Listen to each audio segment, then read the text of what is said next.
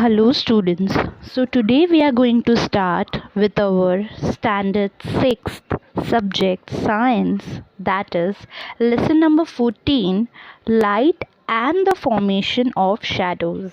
So students, as our topic itself says lights and shadows, so basically this lesson is about how light is being seen and how with the help of lights formation of shadows, you all know what shadows are, so how these shadows are formed with the help of light, that we are going to learn in this particular chapter.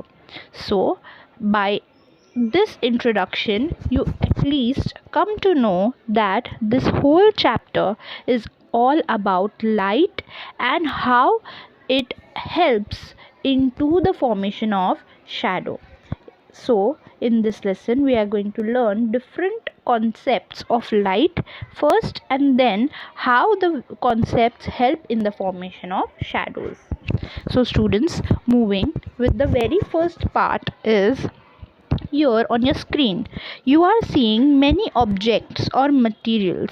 All these objects or materials emit light, that is, it produces light, meaning those which themselves are a source of light. Now students, there are some objects which produce the light by their own, matlab they don't need any other source of light. They get their own light, they have their own light, and such objects are called as luminous object or material. Now student, the intensity of light, that how the light will be the bright or dim or anything, is determined by the extent to which the objects emit light.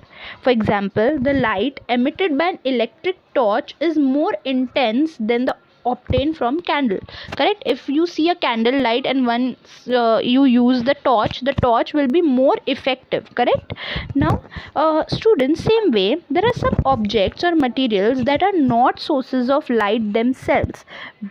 They produce light but they don't have any sources of light. For example, torch, they emit light but they don't have light inside them. So such sources are themselves called as non-luminous objects or materials. And students, there are some man-made objects or materials which also emit light. These are called as artificial sources of light. The sun is the main natural source of light. Other stars seen in the night sky, fireflies, some anglerfish, as well as honey mushroom are also natural sources of light. Understood students, which are natural sources of light and which are artificial and which are non-luminous. Okay. Now moving to the next topic, we are having the propagation of light. So propagation of light means the spreading of light, the how much it spreads and how it spreads, that we are going to know.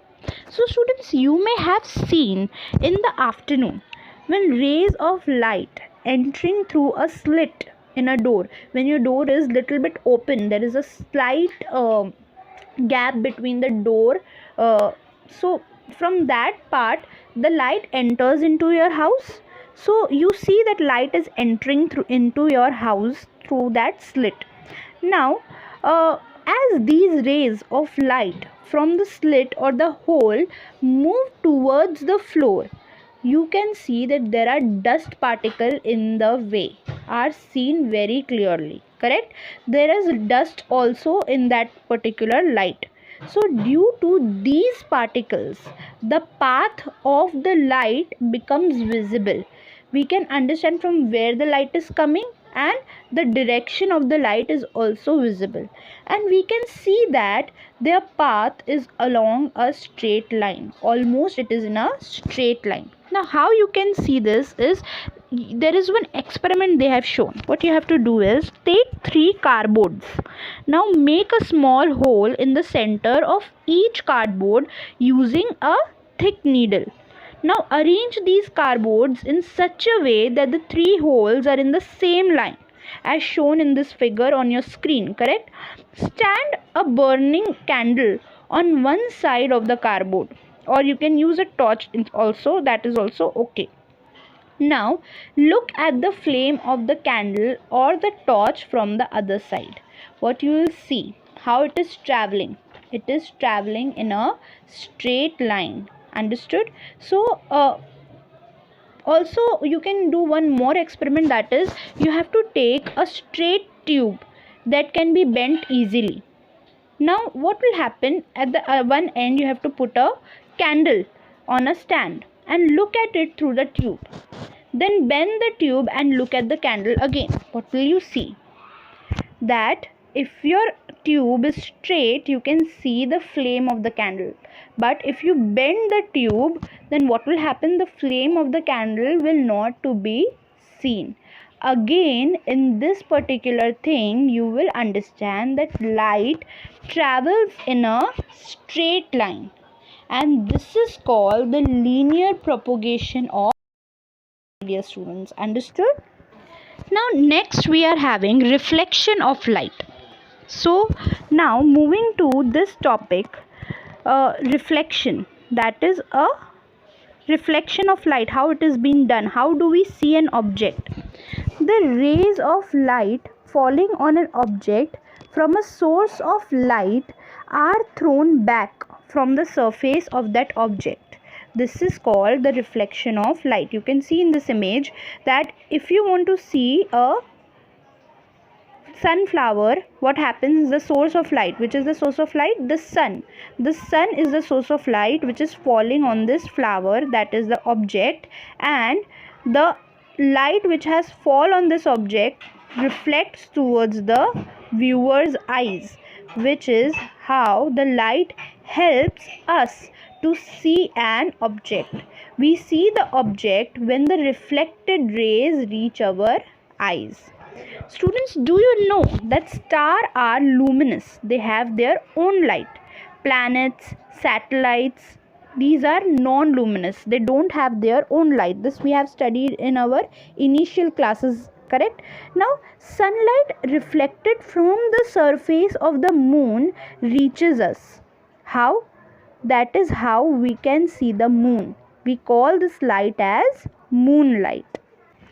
Students, when you see your face in a mirror, the light reflected from your face falls on the mirror and gets reflected back again.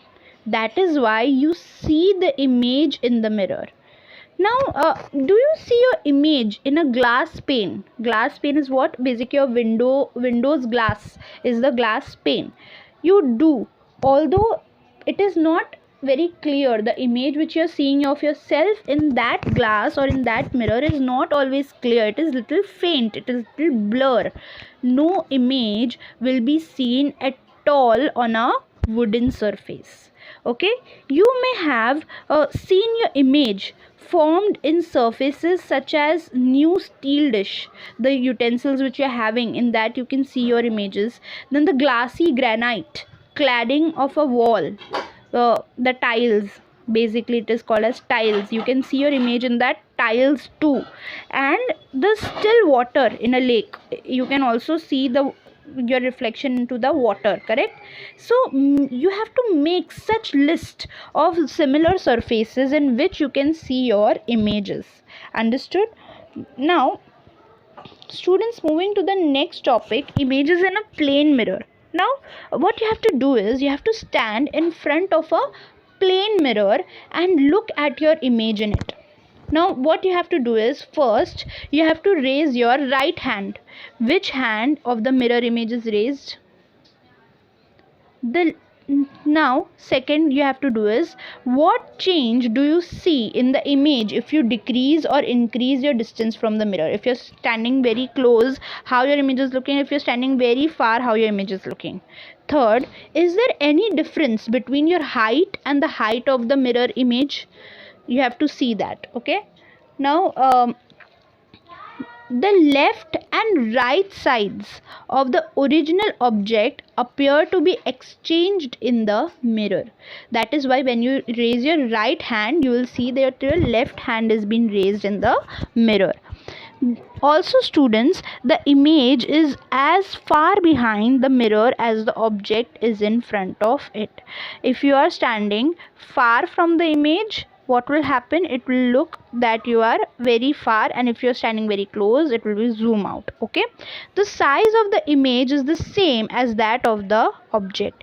The height is the same, which is your original height. Okay, so students, here we finish with the explanation part of our lesson.